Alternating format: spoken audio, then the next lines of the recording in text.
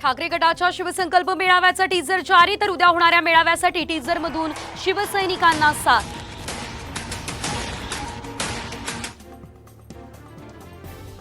मनसे अध्यक्ष राज ठाकरे उद्या मुख्यमंत्र्यांची भेट घेणार, राज्यातील विविध प्रश्नांवर करणार चर्चा।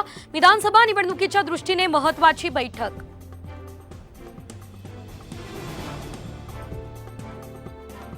मुंबई गोवा महामार्गासंदर्भात बोलण्यास मंत्री रवींद्र चव्हाण यांचा नकार, हायवेच्या दुरवस्थेचा प्रश्न उपस्थित करताच घेतला काढता पाय।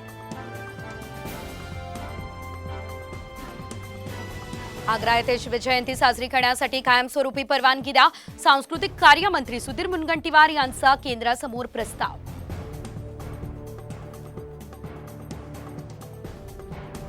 गणेश मंडळांसाठी खुशखबर, मंडप उभारण्यासाठी आता 5 वर्षांसाठी एकदाच परवानगी घ्यावी लागणार। मंडपांना परवानगी देण्याची प्रक्रिया 6 ऑगस्ट पासून सुरू होणार।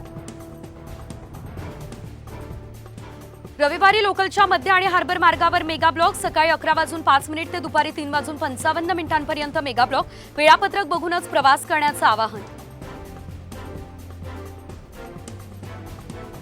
पुणेकरांची चिंता वाढली, पिंपरी चिंचवड शहरात आढळले 2 झिका व्हायरसचे रुग्ण, तर रुग्णांवर DY पाटील रुग्णालयात उपचार सुरू। 39 जणांना डेंग्यूची ही लागण।